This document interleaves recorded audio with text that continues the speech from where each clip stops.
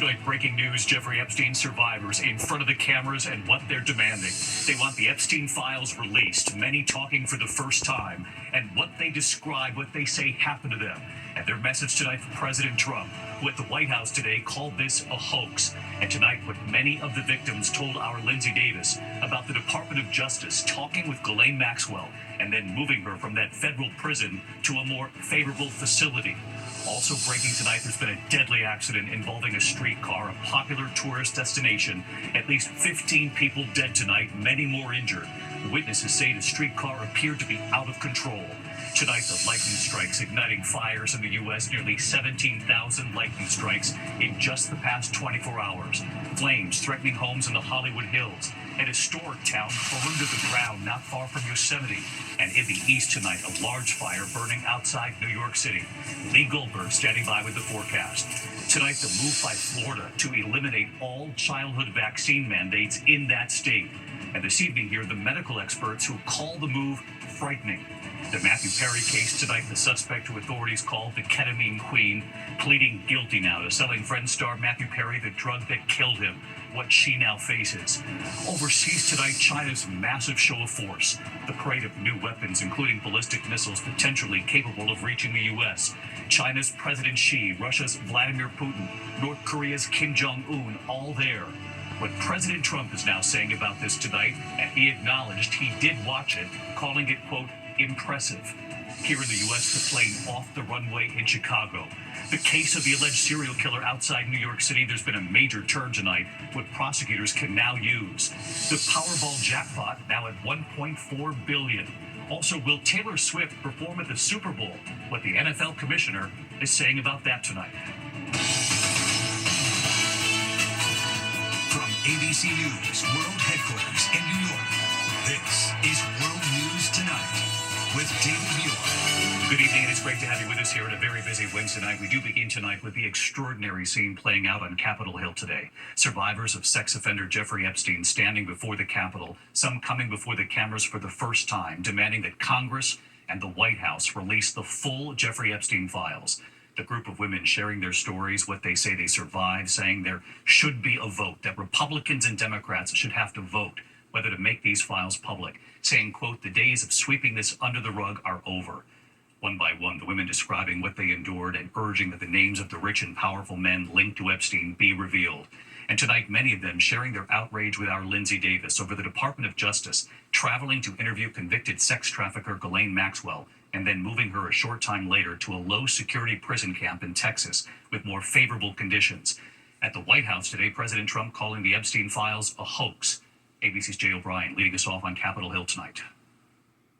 I was only 14 years old when I was introduced to Jeffrey Epstein. Tonight, 10 women who say they were abused by sex offender Jeffrey Epstein. Thank you. Coming together for the first time with a public plea to Congress and President Trump.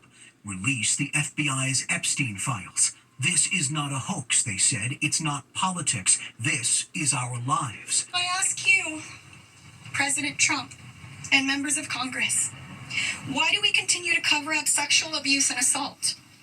Who are we covering for?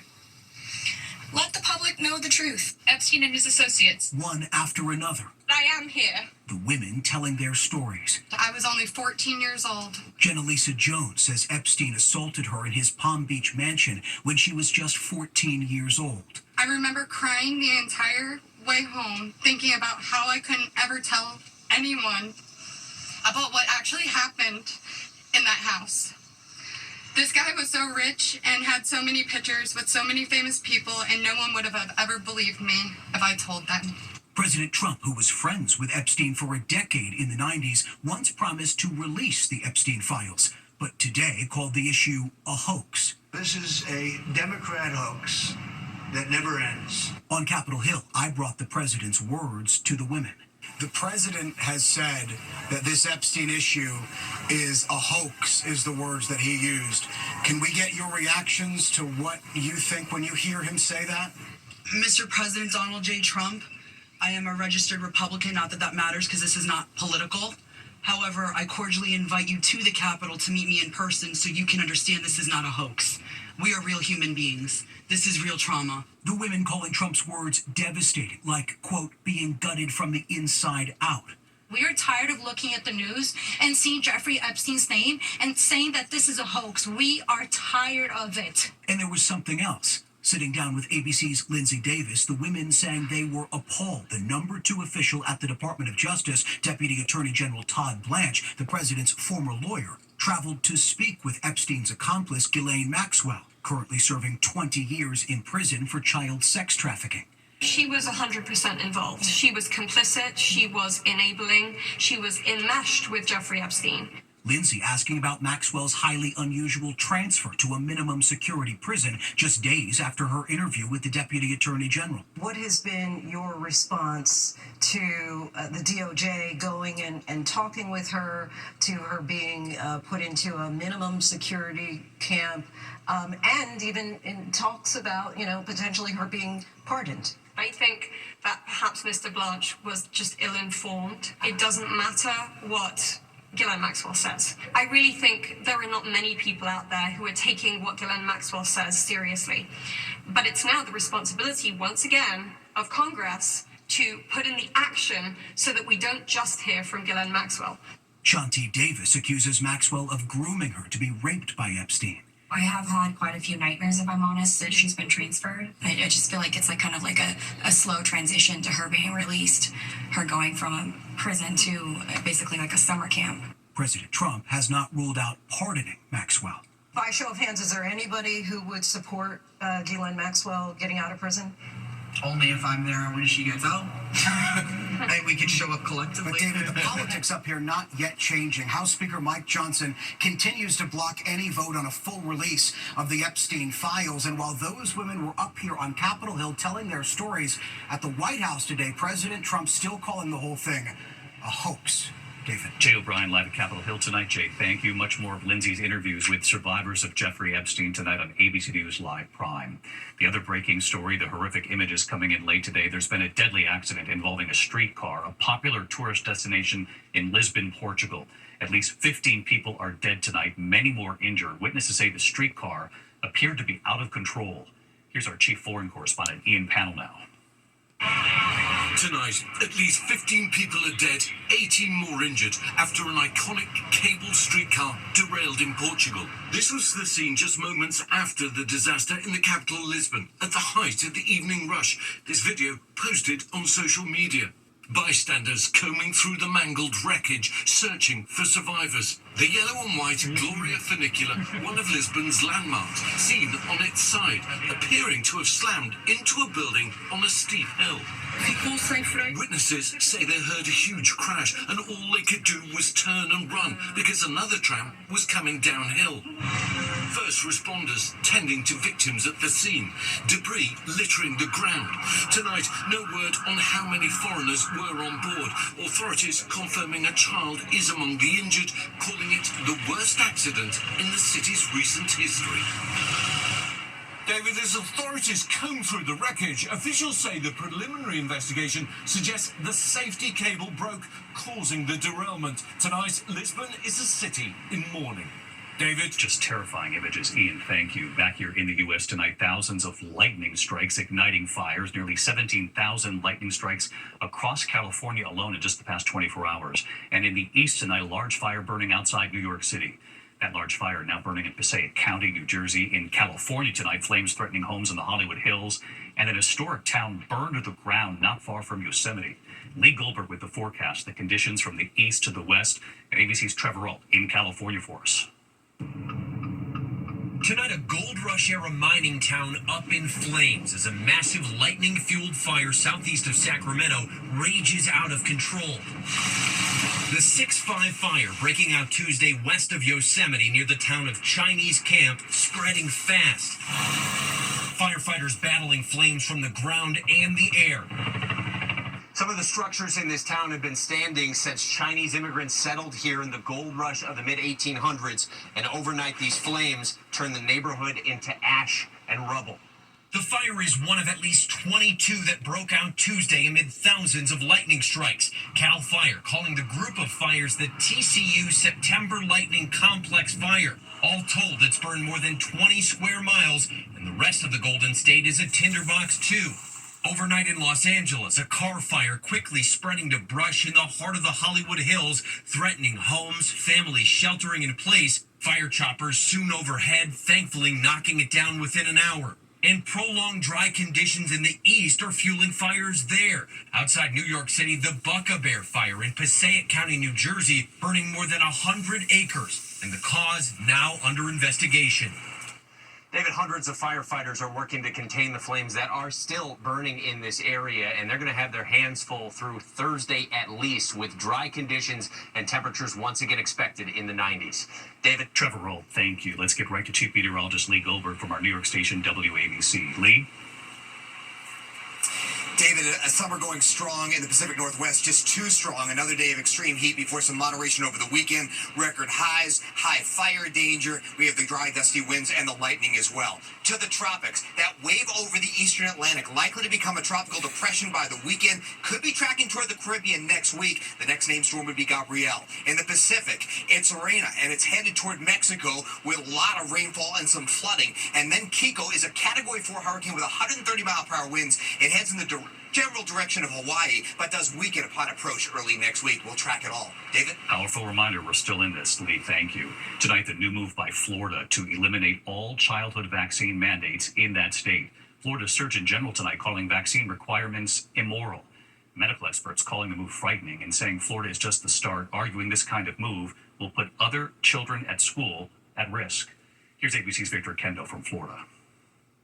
With the CDC in turmoil over RFK Jr.'s changes to vaccine policy, today Florida announced plans to become the first state to scrap the vaccine mandates for school children, ending guidelines health officials have relied on for decades to curb the spread of infectious disease.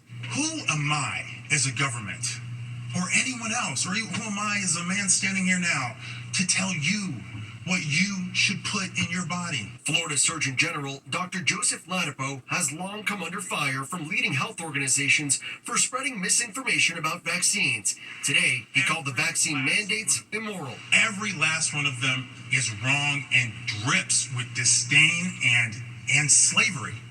Tonight, health experts are worried. This is a very bad sign for public health in general. In Florida, we can expect outbreaks of vaccine-preventable diseases. And Dr. Richard Besser, former acting director of the CDC and former ABC chief medical correspondent, saying as a pediatrician and as a parent, it's absolutely frightening, the idea that children could go to school and be unvaccinated.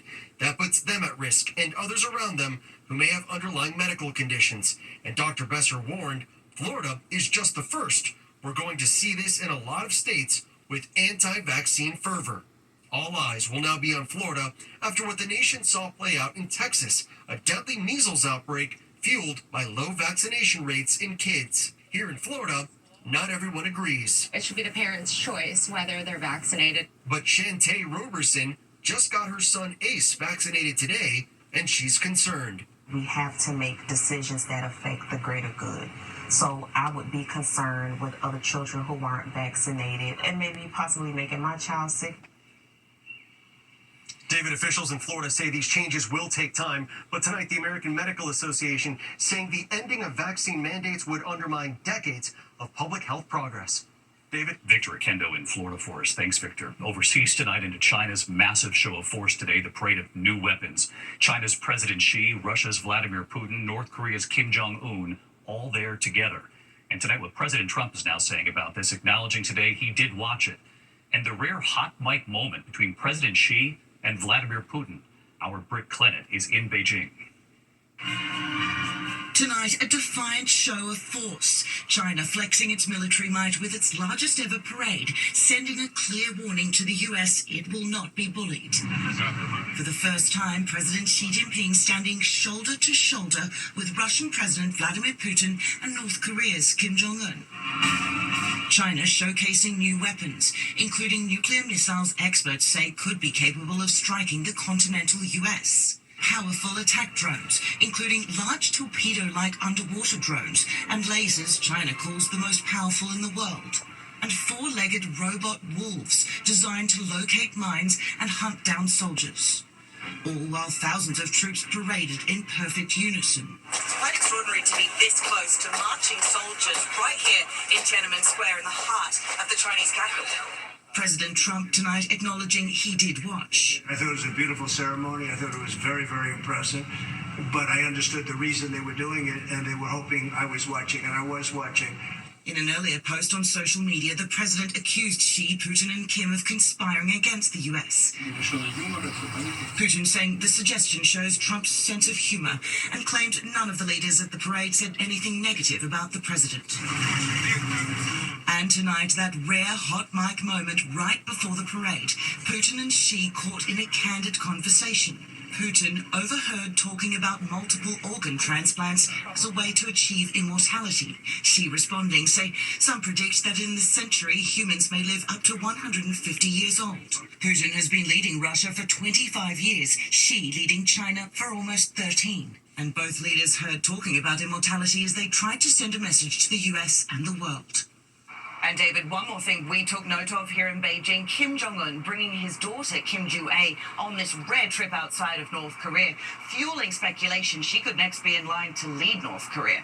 David? Britt Clennett, who witnessed it all today for us. Britt, thanks. Back here in the U.S., a major victory for Harvard tonight in its showdown with the Trump administration. A federal judge in Boston reversing a government freeze on more than $2 billion in research funding. The judge ruling the administration used allegations of anti-Semitism as a, quote, smokescreen to illegally pull funds from the school. The administration is expected to appeal. When we come back tonight, there's been a major turn in the case of the alleged serial killer right outside New York City. Also, the plane off the runway in Chicago, what we've learned. And tonight, the question, will Taylor Swift perform at the Super Bowl? What the NFL commissioner is saying about this tonight.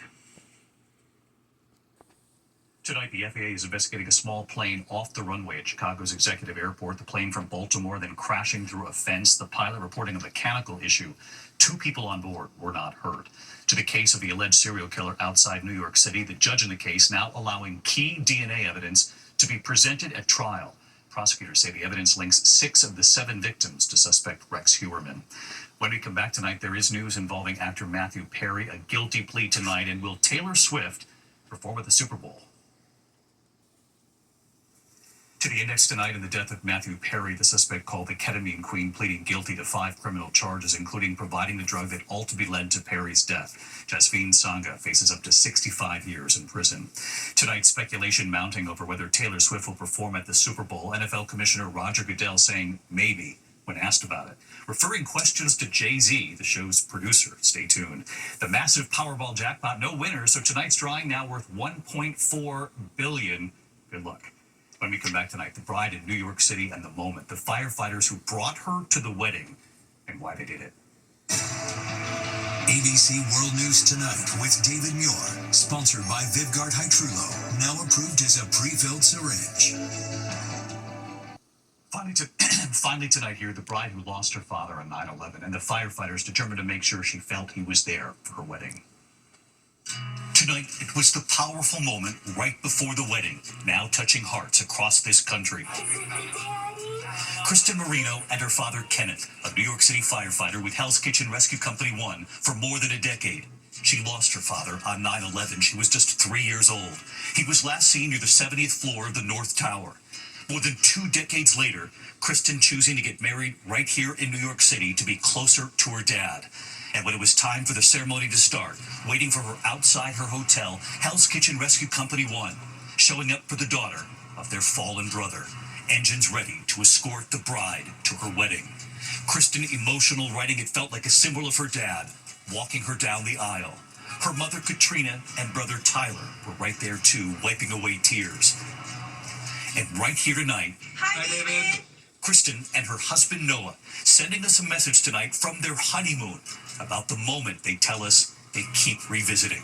Right when I saw them and they were all just looking up at me smiling, I just lost it completely, and I can just see my dad there standing as well. Like, I know he was represented through them, and it was such an honor to be able to shake their hand. They just showed up for me, but most importantly, they showed up for my dad. Tonight, they are grateful for those firefighters, grateful they brought her father to the wedding. I'm just so blown away by all the love and support that everyone has shared, and just to see people still coming and supporting us and the families of 9/11 means the world to us. But we wish you, Kristen and Noah, the best, and your dad will be proud. I'll see you tomorrow. Good night.